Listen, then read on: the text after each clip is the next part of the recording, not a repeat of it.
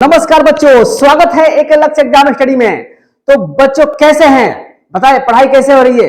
परीक्षा चालू है, किसी विद्यालय में परीक्षा चालू हो गया है और किसी विद्यालय में अभी बाकी है या चल रहा है।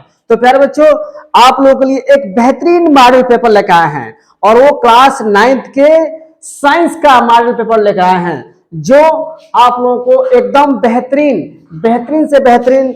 यहाँ जो है गलती से बच्चों यहाँ लिखा गया है मैथ गणित, यहाँ जो है विज्ञान का ये मॉडल पेपर है। प्यारे बच्चों ध्यान देंगे, यहाँ जो है विज्ञान, ये विज्ञान का मॉडल पेपर है प्यारे बच्चों।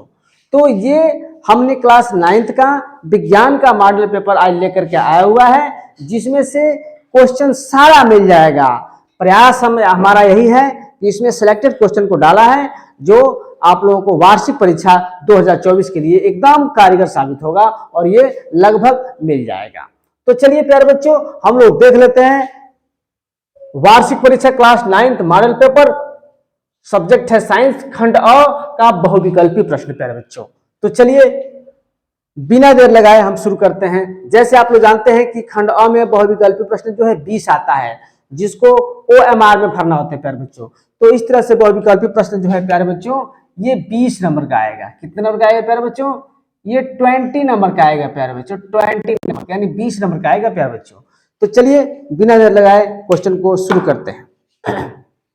पहला क्वेश्चन है कि एक कार R त्रिज्या के वृत्तीय मार्ग के 4 चक्कर लगाती है, तो कार का विस्थापन क्या होगा? प्यारे बच्चों यहाँ विस्थापन को हम क्लियर करेंगे। विस्थापन क्या होता है, जैसे यहाँ देखिए विस्थापन क्या होता है, दिख रहा है ना प्यारे बच्चों? विस्थापन का मतलब कि कम दूरी तय करना। जैसे मान लीजिए कि ये A है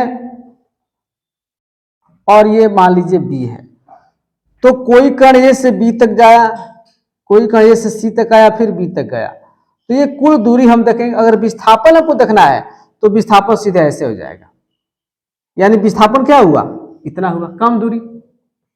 और फिर यहां से यहां गया तो विस्थापन हमारा 0 हो जाएगा बच्चों। इसका मतलब कि यहां से यहां तक गया तो विस्थापन इतना हुआ, फिर यहां से यहां तक गया तो विस्थापन क्या हो गया?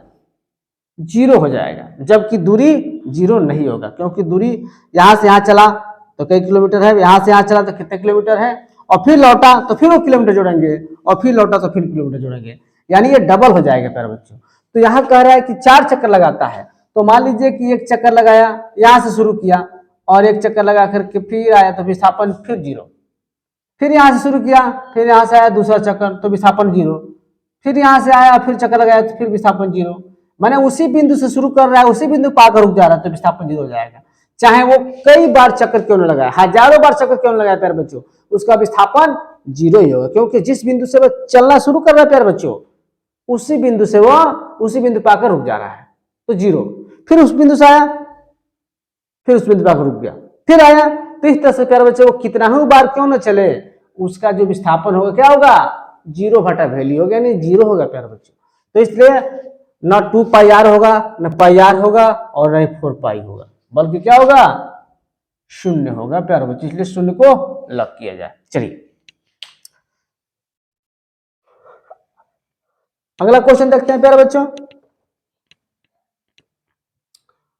दूसरा, खिलाड़ी कूदने से पहले क्यों दौड़ता है? जैसे मान लीजिए कोई खिलाड़ी लॉन्ग जंप या हाइट जंप करता है, तो उसके लिए पहले से कूदता है। क्यों दौड़ता है? क्यों दौड़ता है वो कूदने के लिए? कूदने से पहले क्या समय घटाने के लिए? नहीं, समय घटेगा तो फिर ऊपर कैसे जाएगा, ऊपर उछाल कैसे लगाएगा, चाहे लंबी कूद कैसे करेगा? समय को बढ़ाने के लिए, ये तो समझ में आ रहा है। समय बढ़ाने के लिए बिल्कुल नहीं। समय बढ़ाने से क्या मतलब है? समय बढ़ेगा तो क्या वो लंबी कूद ज्यादा लंबा हो जाएगा, उछलेगा, या ज्यादा हाइट से उछलेगा? ऐसा कोई बात नहीं है। तो इसलिए इसमें जो ऑप्शन सही होगा प्यारे बच्चों ये होगा कि खिलाड़ी कूदने से पहले क्यों दौड़ता है, तो समय बढ़ाने के लिए। इसलिए ऑप्शन बी को लॉक किया जाए। आ रहा समझ प्यारे बच्चों? तो चलिए 2 क्वेश्चन को लिख लीजिए, फिर तीसरा क्वेश्चन हम बताते हैं। चलिए हाँ, तो प्यारे बच्चों तीसरा क्वेश्चन की ओर बढ़ते हैं। तीसरा है, पृथ्वी का गुरुत्वीय त्वरण चंद्रमा की अपेक्षा अधिक है 6 गुना, 5 गुना, 8 गुना कि 4 गुना। तो प्यारे बच्चों याद रखेंगे कि पृथ्वी का जो गुरुत्वीय त्वरण होता है वो चंद्रमा की अपेक्षा 6 गुना होता है। तो इस तरह से ये 6 लग को लग किया जाए। कारक मात्रक क्या है? कारक मात्रक है जूल है कि न्यूटन मीटर है कि जूल प्रति सेकंड है कि और वह दोनों है। तो आप लोग जानते हैं कारक मात्रक जूल होता है, तो इसलिए ये हो जाएगा आपका। जल्दी नोट कर लीजिए, फिर हम 5वां क्वेश्चन देखते हैं। हाँ तो फिर बच्चों 6वां क्वेश्चन हम लोग देख लेते हैं। कह रहा है कि ध्वनि तरंगे होती है, विद्युतीय होती है कि चुंबकीय होती है कि गुरुत्वीय होती है कि यांत्रिक होती है। तो प्यारे बच्चे याद रखेंगे कि जो ध्वनि तरंगे होती है वो यांत्रिकी होती है, न कि विद्युतीय होती है, चुंबकीय होती है, न गुरुत्वीय होती है, बल्कि क्या होती है? यांत्रिकी होती है। इसलिए यांत्रिक द को लॉक किया जाए। 6वां है ध्वनि की चाल तब होती है, ध्वनि की चाल जो है मैक्सिमम होती है किस माध्यम में? ठोस में कि द्रव में कि ठोस व द्रव दोनों में कि वायु में? तो याद रखेंगे प्यारे बच्चों की ध्वनि की जो चाल अधिकतम होती है वो होती है ठोस में। किसमें होती है प्यारे बच्चों? ठोस में। चलिए, तो इस तरह से 6वां क्वेश्चन हम लोग कर लिए। जल्दी लिख लीजिए, फिर आगे बढ़ते हैं। हाँ तो प्यारे बच्चों 7वां क्वेश्चन देख लेते हैं। विस्थापन कौन सी राशि है? अदिश राशि है कि सदिश राशि है कि अदिश तथा सदिश दोनों है कि इनमें से कोई नहीं है? तो प्यारे बच्चे जानकारी जो बता दें, ये आप लोगों को याद करना होगा कि विस्थापन जो है एक सदिश राशि होती है। क्या होती है बच्चों? सदिश राशि। क्योंकि विस्थापन सदिश का डिफिनेशन होता है कि ऐसी राशि जिसमें दिशा और परिमाण दोनों होता है, उसको हम क्या बोलते हैं प्यारे बच्चों? सदिश राशि बोलते हैं। तो इस तरह से विस्थापन कौन सी राशि हो गई? तो सदिश राशि हो जाएगी, सदिश राशि होगी। चलिए, 8वां है कि शुष्क बर्फ है। कह रहा है कि शुष्क बर्फ है। क्या है बर्फ? ठोस ऑक्सीजन है कि ठोस कार्बन डाइऑक्साइड है कि ठोस नाइट्रोजन है कि ठोस अमोनिया है? तो प्यारे बच्चों जो शुष्क बर्फ होता है वो ठोस होता है और वो कार्बन डाइऑक्साइड होता है। ठोस कार्बन डाइऑक्साइड होता है। तो इस तरह से हम लोग 8 क्वेश्चन कर लिए कवर। इसको लिख लीजिए तो नोवा करते हैं। हाँ तो प्यारे बच्चों अब हम लोग पहुंचे हैं क्वेश्चन नंबर 9 पे। तो 9 क्या है? कह रहा है कि 18 ग्राम जल में कितने मोल होंगे? 2 मोल होंगे कि 1 मोल होंगे कि 25 मोल होंगे कि 3 मोल होंगे? तो प्यारे बच्चों जैसे जानते हैं कि जो जल होता है उसका अणु भार 18 होता है और 18 ग्राम जल है, तो ग्राम माने 18/18 कट के क्या हो जाएगा? 1 हो जाएगा।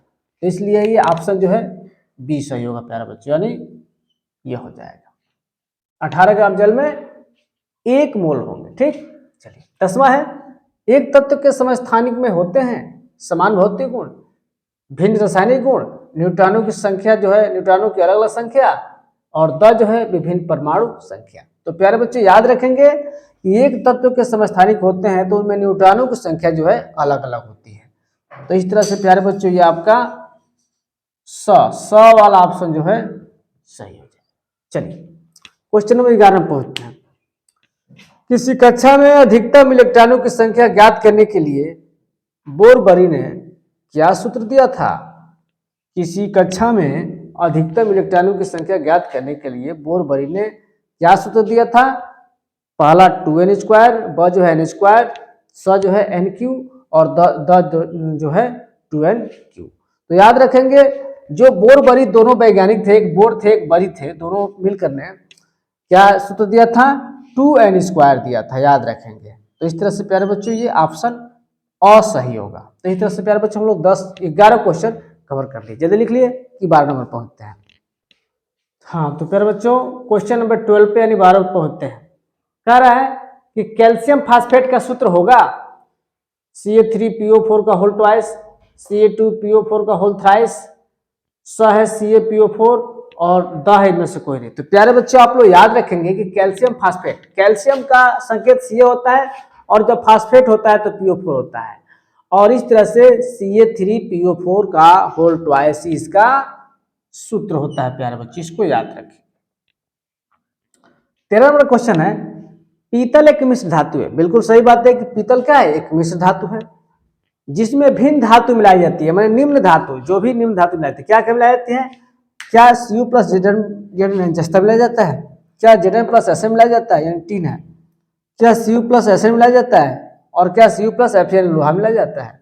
तो प्यारे बच्चे याद रखेंगे पीतल जो है मिश्र धातु है, और वो मिश्र धातु जो है बनाने के लिए उसमें ये मिलाया जाता है कॉपर और जिंक, यानी आपका ऑप्शन ए सही होगा। तो इस तरह से प्यारे बच्चों हम लोग 13 क्वेश्चन कवर कर लिए। जल्दी लिख लीजिए कि 14, 15, 16, 17, 18, 19, 20 यानी 8 क्वेश्चन और बना। हाँ तो प्यारे बच्चों अब हम लोग पहुंचे हैं क्वेश्चन नंबर 14 पर। 14 नंबर क्या है कि सामान्य मनुष्य में गुणसूत्र की संख्या है 45 है कि 46 है कि 30 है कि 25 है। तो प्यारे बच्चों याद रखेंगे कि मनुष्य में जो गुणसूत्र की संख्या होती है कितनी होती है 46 यानी 46 होती है। चलिए तो इस तरह से ब को लॉक किया जाए। 15 नंबर है कि दृढ़ोत्तक। दृढ़ोत्तक का उदाहरण है आम है कि केला है कि सेब है कि नारियल। तो याद रखेंगे जब भी ये प्रश्न आए तो याद रखेंगे कि दृढ़ोत्तक का जो उदाहरण होता है वो नारियल होता है प्यारे बच्चों, नारियल। तो इस तरह से नारियल को लॉक किया जाए।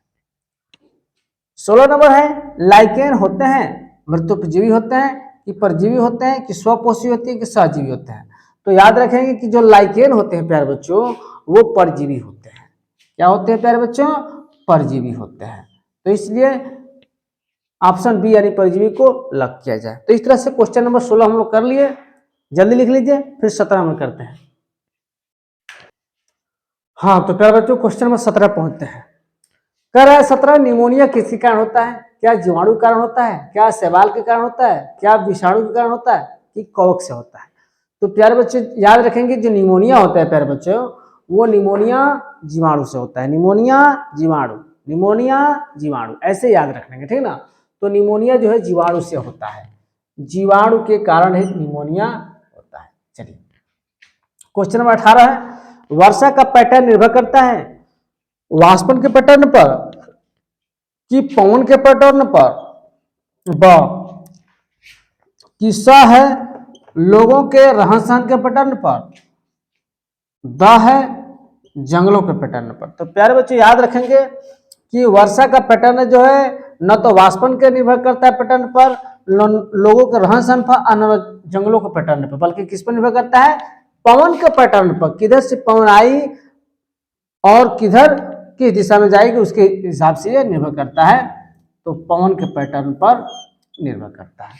तो इस तरह से इसलिए यहाँ हम लोग क्या कर लिए प्यारे बच्चों 18 क्वेश्चन कवर कर लिए। मात्र 2 क्वेश्चन और इसमें बचा है। जल्दी लिख लीजिए कि फटाफट उसको भी हम लोग देख रहे हैं। हाँ तो प्यारे बच्चों क्वेश्चन नंबर 19 पर हम लोग पहुंचे हैं।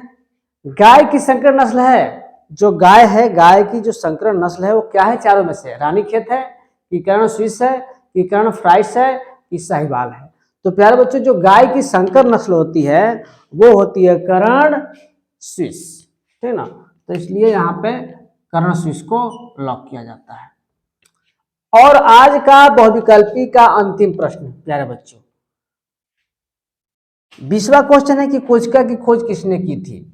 रॉबर्ट हुक ने, डार्विन ने, रॉबर्ट ब्राउन ने, लेमार्क ने। तो कोशिका की खोज रॉबर्ट हुक ने किया था प्यारे बच्चों, याद रखेंगे। अगर आ गया केंद्रक, अगर मान लीजिए आ गया यही केंद्रक की खोज तो सीधे किस पर जाएगा? रॉबर्ट ब्राउन पर। लेकिन क्वेश्चन कहाँ है? कोशिका की खोज किसने की, इसलिए रॉबर्ट हुक पर जाएगा। कोशिका रॉबर्ट हुक और केंद्रक रॉबर्ट ब्राउन। तो इस तरह से ये बहुविकल्पी हम लोग 20 बहुविकल्पी कवर कर लिया। जल्दी लिखिए कि फिर हम लोग अब वर्णात्मक क्वेश्चन पर पहुंचते हैं। हाँ तो प्यारे बच्चों अब हम लोग पहुंचे हैं खंड ब में वर्णात्मक प्रश्न, और उसमें उपखंड क, क्योंकि उपखंड क में लघुत्तरीय प्रश्न हो गया और इसमें 3 प्रश्न हो गए प्यारे बच्चों, और ये फिजिक्स से होगा और प्रत्येक प्रश्न 4 नंबर का होगा। जैसे आप लोग देख रहे हैं स्क्रीन पे, पहला क्वेश्चन 4 नंबर का, दूसरा क्वेश्चन 4 नंबर का, तीसरा क्वेश्चन भी 4 नंबर का, यानी 12 नंबर का इसमें मिलेगा। 3 क्वेश्चन रहेगा। तो चलिए फटाफट इसको देख लेते हैं। पहला प्रश्न है कि जी यानी कैपिटल जी तथा स्मॉल जी में संबंध स्थापित कीजिए। आप लोगों को हम बताए थे प्यारे बच्चों कि जी जो होता है वो कैपिटल जी जो होता है सार्वत्रिक गुरुत्वाकर्षणीयतांक होता है। क्या होता है? सार्वत्रिक गुरुत्वाकर्षणीयतांक। और जो स्मॉल जी होता है वो गुरुत्वीय त्वरण होता है। तो इस तरह से इन दोनों में संबंध को स्थापित करेंगे। सूत्र नहीं लिखना है, इसका संबंध स्थापित भी करना है, जो हम ऑलरेडी आप लोगों को हम बता दिए थे, बहुत विधिवत इसको बताए थे क्लास में प्यारे बच्चों। तो इस तरह से कैपिटल जी और स्मॉल जी में संबंध को देख लेंगे। दूसरा क्वेश्चन है प्यारे बच्चों कि निम्न को परिभाषित कीजिए। पहला है आयाम यानी एम्पलीट्यूड, दूसरा है आवृत्ति यानी फ्रीक्वेंसी, और तीसरा है वेग यानी वेलोसिटी। ये तीनों को हम विधिवत आप लोगों को परिभाषा लिखवाए थे। इसमें क्या करना है, सिर्फ परिभाषा लिख देना है। हेडिंग डालिए, परिभाषा लिखिए, इसका भी हेडिंग डालिए, परिभाषा लिखिए, और इसका भी परिभाषा लिखिए। इस तरह से इसको कर लेंगे।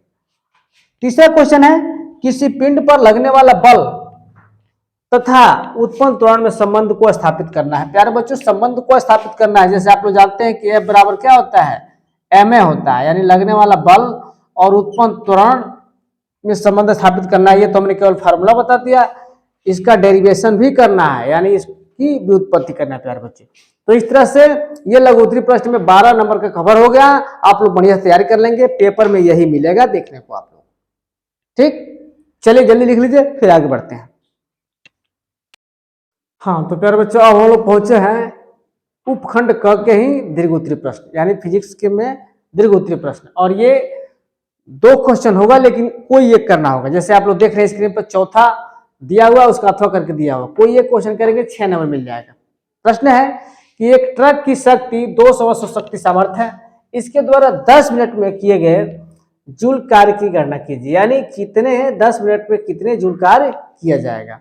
तो प्यारे बच्चे, इस न्यूमेरिकल को आप लोग सॉल्व कर लेंगे, देख लेंगे कि बुक से सारा चीज हमने पढ़ाया है।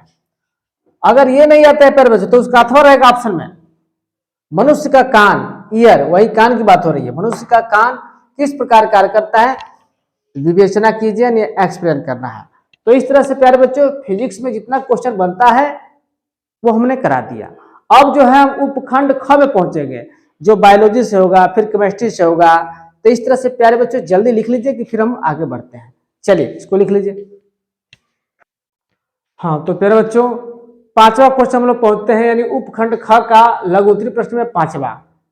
1 बिलियन में 318 ग्राम जल में 42 ग्राम नमक घुला है, तो बिलियन की प्रतिशत क्षमता ज्ञात कीजिए या उसकी गणना कीजिए। तो प्यारे बच्चों, ये हमने बताया ऐसा सवाल कि कैसे कोई बिलियन हो और उसमें कितना ग्राम जल हो और कितना ग्राम जो है विलेय हो, अगर घुला हो तो उसकी प्रतिशत क्षमता कैसे ज्ञात करते हैं। तो इसको आप लोग बना लेंगे। ये 4 नंबर का है। फिर 6वां है ऊर्ध्वपातन में। ऊर्ध्वपातन से आप क्या समझते हैं? ऊर्ध्वपातन का मतलब वो होता है कि अगर कोई ऐसी पदार्थ जो ठोस अवस्था में हो और सीधे ही वाष्प में बदल जाए, तो उसको हम क्या बोलते हैं? ऊर्ध्वपातन बोलते हैं प्यारे बच्चों। और 2 उदाहरण दीजिए, यानी तथा नौसादर का भी लिखना है। तो इस तरह से प्यारे बच्चों आप लोग पूरा इसको क्लियर कर लेंगे। किताब से सारा नोट सब लिखवाया है, इस चीज को आप लोग क्लियर कर लेंगे। इससे बाहर क्वेश्चन नहीं आएगा, इसी में से आएगा। तो इस तरह से ये लघु उत्तरीय प्रश्न उपखंड ख का 4 और 4 8 नंबर का 2 क्वेश्चन रहेगा केमिस्ट्री का। तो जल्दी लिख लीजिए, फिर इसका हम लॉन्ग क्वेश्चन यानी दीर्घ उत्तरीय प्रश्न पर जाते हैं। चलिए लिख लीजिए। हाँ तो प्यारे बच्चों, अब हम लोग खंड ख के ही दीर्घ उत्तरीय प्रश्न पर पहुंचे हैं, जो केमिस्ट्री से लिया गया है दीर्घ उत्तरीय प्रश्न। ये क्वेश्चन 6 नंबर का है। कोई ये क्वेश्चन करना है, जैसे अथवा लिखा हुआ आपके यहाँ पे, या तो ऊपर वाला कीजिए या नीचे वाला कीजिए। 6 नंबर आप लोगों को मिलेगा, कोई एक ही करना है, विकल्प के रूप में है। यहाँ कह रहा है कि निम्नलिखित को उदाहरण देकर परिभाषित कीजिए। यहाँ 4 टॉपिक दिया है प्यारे बच्चों। पहला है संतृप्त विलयन, दूसरा है शुद्ध पदार्थ, तीसरा है कोलाइड और चौथा है निलंबन। इन चारों को परिभाषा के रूप में लिखना है और लिख लेंगे तो 6 नंबर मिल जाएगा। अथवा अगर ये दिक्कत है करने में, तो उसके नीचे वाला भी है, ये भी कर सकते हैं अगर वो दिक्कत है तो। क्या है ये अथवा में? बोर का पारमाणविक मॉडल समझाइए। इलेक्ट्रॉन की अधिकतम संख्या के लिए बोर बरी ने क्या नियम दिया? एक अपवाद भी लिखिए। तो इस तरह से प्यारे बच्चों, ये केमिस्ट्री का दीर्घ उत्तरीय प्रश्न, इन दोनों में से कोई एक कर लेंगे तो आपको नंबर मिल जाएगा। तो इस तरह से हम लोग का 7वां क्वेश्चन कंप्लीट हुआ। जल्दी उतार लीजिए, फिर हम लोग 8 9 10 11 4 क्वेश्चन बचा हुआ है, कर लेते हैं, फिर कंप्लीट हो जाएगा। चलिए जल्दी लिखिए। हाँ तो प्यारे बच्चों, अब हम लोग क्या हो गए, एकदम तेजी से दौड़ करके 8वें क्वेश्चन पर, 9वें क्वेश्चन, 10वां क्वेश्चन और फिर 11वां क्वेश्चन पर आ जाते हैं। चलिए, तो लघु उत्तरीय प्रश्न उपखंड ग के, यानी उपखंड ग मतलब बायोलॉजी की बात होगी यहाँ पे।